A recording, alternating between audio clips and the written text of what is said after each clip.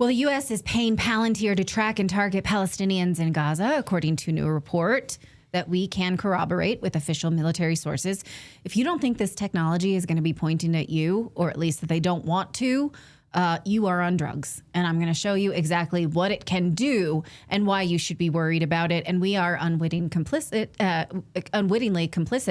because we're paying for it and allowing our government to do it right before our very eyes. What this is an AI. Let me say this right. I don't want to mess this up. It's an AI powered kill chain. That's what it is. They're already running practice. It's not just a terrorist filter, although that's how they're selling it to us.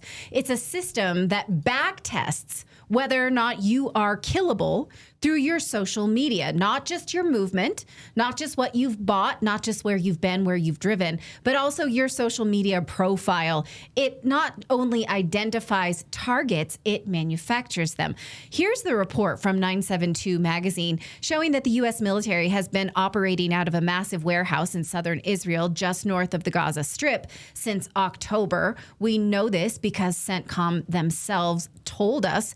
The official line here when the U.S. military announced this is that they are bringing together stakeholders, a word I really don't like, in order to implement the ceasefire. Well, what does that mean exactly? Who are all the stakeholders in the ceasefire? It's not Palestinians, that much I can tell you. It's anyone who's allied with Israel in order to implement the ceasefire. Now, when Israel violates the ceasefire, no problem. But what they're looking for is continued justification to violate the ceasefire. Now, what they're doing is using this AI technology and surveillance to, in the words of the military, shrink the kill chain. Here is a test run that they did just a few weeks ago, or a few months ago in July. They are doing this with a Palantir software called Maven. What it does is pull data together from satellites, drones, intercepted phone calls, messages, text messages they can read, basically the entire footprint of Gaza. And then it does what they call, this is Palantir's own term, optimizes the kill chain. How do we know that this is built by Palantir? We know that because last year, the United States government put out this contract saying that they are specifically hiring Palantir to do that. Note here, it says this is a one bid solicited. So that means they didn't really put this out. They asked Palantir to build exactly this. No other contractor was offered the job. But what does that mean? Optimize the kill chain. Well, we know from many government reports, including the reports of Bradley Manning, how the government just goes out and under the Obama years and willy-nilly killed all suspects and targets. And they labeled any boy over 12 an acceptable military target, even if they were civilians. They didn't have to justify it. They could just say, yeah, sure, that guy, let's kill him. Let's kill him. In the video that was launched by Sergeant Manning, it was the United States military firing on someone who had a camera, a Reuters reporter. That looks like a gun. Let's just kill him. So what they're saying here is we can do a lot less willy-nilly killing. We can optimize the kill chain. Well, what are they going to use in order to justify this kill chain faster? It means they see a target, they run an AI search for any justification to kill that target. So say someone walking down the street, right? Okay, let's take a look at him, scan his face. What has he said on the internet? Oh, he's been critical of Netanyahu. Fire. That's essentially how this works practically, right? They can highlight justifications to kill in real time, not just based on movement, history, and association. It can also be based on social media history. They do this using a data miner. This is a startup that the United States has used before to access platforms like Twitter. So again, this is risk intelligence. So for now, they're saying, we're just looking for Hamas. That's it. That's all we're doing. But reports are not only that they're looking for Hamas, they're looking for any association with Hamas. Even is Bob's your uncle, right? Is your uncle Hamas? You're killable. Here's, according to reports, they're saying the criteria is not whether a person is Hamas, but also whether a person has their relatives tied to Hamas. So 972 is reporting that they are also targeting anyone with relative ties to Hamas. I mean, who knows, how that can affect you. This is guilt by association. You don't even have to be a terrorist. That basically justifies killing everyone in Gaza. like these two who were killed on Monday. On Monday, Israel claimed that they had targeted 2 Palestinian terrorists in Gaza that had violated the ceasefire agreement. Here's how they put it. They posed an immediate threat. Can we go back? Immediate threat. Can we go back to those 2 boys, please? Backwards. Those are the 2 threat. These 2 boys, aged 11 and 8. Their father's in a wheelchair. They were collecting firewood on the wrong side of the yellow line, and that's why Israel fired. According to Israeli reports, the Times of Israel, again, these 2 were hunting for firewood. So how that is a threat to an immediate threat to IDF soldiers, I'm not sure. Now, if Israel has this identity tracking software, wouldn't it have been able to save these 2 and know these 2 don't have a WhatsApp? They are not posting on any social media about that little boy's 8. So how can we in AI real time? Is it because maybe he has a cousin who they have been able to target as Hamas? We don't know. Or the scarier question would be, is this what comes of this software? Were they identified as targets as association? This, of course, is one of many problems of using this software, that it doesn't know morality. It only knows inputs and outputs.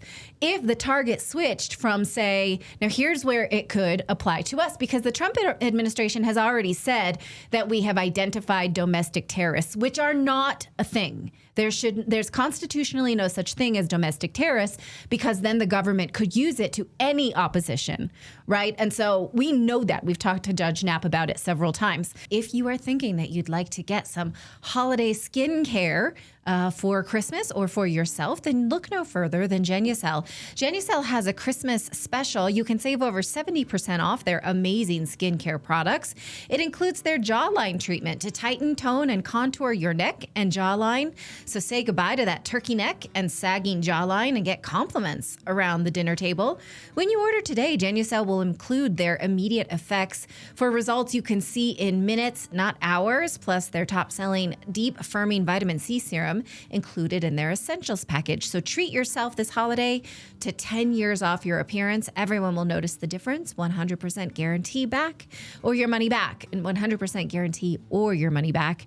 That is the Genucel promise. So let them know that we sent you. Go to Genucel.com/redacted. You'll get an extra 10% off plus free shipping if you use our code redacted at checkout. Again, that's Genucel.com/redacted. One more time, Genucel.com/redacted. So as the government expands this idea of domestic terrorists, then the kill chain stays the same. Okay, we're using this only to target Hamas and terrorists, but now we have this idea, this false idea of domestic terrorists that could be used on us. What we think, what we say. We think we can say anything right now because it's a free country, but if you were to take a compilation of your social media feed or your private messages, does that then mark you as an acceptable target? And we saw that happen, in fact, during BLM riots in 2020. Now, this creates a permanent AI-driven enemy list that never expires. Palantir has already lobbied the use of this in the United States. This means not just optimizing the kill chain, it also means automating the propaganda chain. Because as you expand what is unacceptable thought, then you sort of, it acts as a dragnet of who is put in it. It expands who they need to track and what.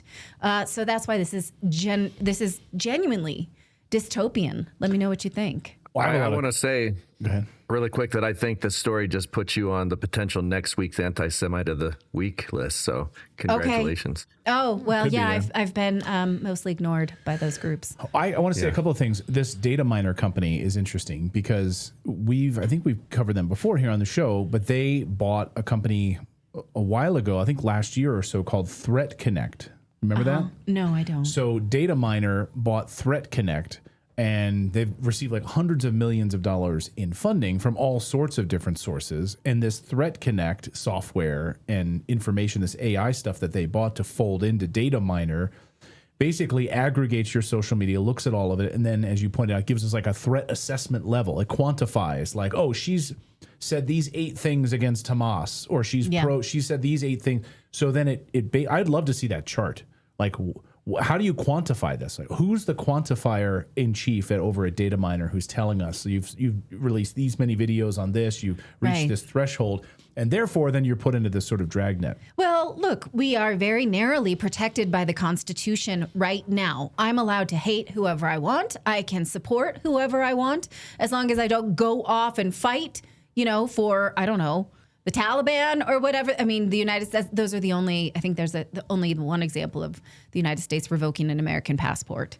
But for the most part, I can sit here and hate and love whoever I want. But if those expressions are aggregated on social media and the Trump administration is able to sell this idea of domestic terrorists, then you can see where this is going, straight to 1984. This is Terminator level, scan your face, scan and target. Well, a lot of people in the chat room are saying, yes, Skynet is real. Skynet is here. Absolutely. Because like when you watch Terminator, which we did a few weeks ago for the first time, that our kids never saw it, and they were like, whoa, and like, this is more relevant today than ever before. Yeah. The idea of Skynet with Palantir and drone surveillance. We covered it yesterday in the UK, what the UK government is doing.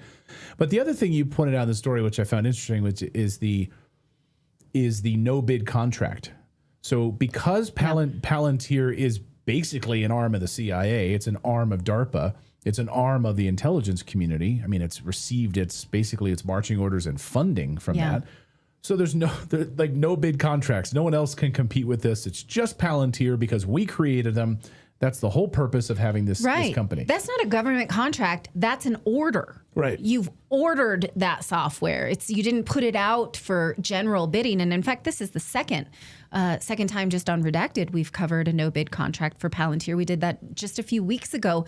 It would be interesting to go back through all of the Palantir contracts and see how they had no competition. So it's just the United States government saying, you, come here, build me this, build me this, build me this, right? It's happening. It's real.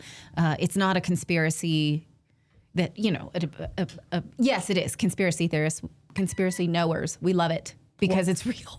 Well, and also one of the conspiracy theories, it's like, that it's going to come home to the United States or it's going to be here. That's just a conspiracy theory because it's only meant for overseas threats, which is laughable. I mean, it's laughable. Just look at how they're... Ever heard of Edward Snowden? Right. How they're not going to track us. Well, okay. Just look at also FARA, all of these things and having to, or what is the carve out for the warrantless wiretapping in the United States? And then that new carve out that's been added in. And of course, you have people like Matt Gaetz and others trying to get it removed so that the FBI can't just like blanket Americans in all of this. So yeah, we're losing our constitutional ability to protect ourselves and privacy in this country because the governments are going around the Constitution. Yeah. And that's exactly how this is operating right now. I think that one of the things that we need to scream about the most, there's so many, right? And it's hard. War in Russia, killing civilians, war in Gaza, killing civilians. Now Venezuela. We're busy. We got a lot to be outraged about. But if the United States government is using the words domestic terrorists, you can see what they have in store for you. Again, that should not be a thing. There is no such thing as domestic terrorists because giving the government that power means that any anti-government group can be labeled a domestic terrorist and locked up. That is the basis for 1984 level living. So, this is one thing that, I know I keep saying it every time we have someone on. There's no such thing. The government can't label us terrorists. They are going to continue to try. So either you're awake to it or you're not. Well, and also it goes to like where, like right now it's they're saying Hamas or whatever, but even if you say Palestine, they consider that Hamas. So it's like what level of words were they going to churn in to mean something that they don't in order to keep going deeper and deeper. Right. And the thing is, like, people are already being deported for saying that, free Palestine. Yeah. Right. Yeah, and now we have, of course, the big travel bans. The Homeland Security Chief, Kristi Noem, saying that she wants to have a full travel ban on every damn country. Those are her words. Anybody who's bringing killers, leeches into the United States. So, of course, putting everyone in this database and being able to monitor them, and Palantir has supreme authority on this. And as people are pointing out in the chat room, J.D. Vance, of course, taking money from Peter Thiel. So you see where all this is going. They're all like these cozy bedfellows inside the Trump administration with this.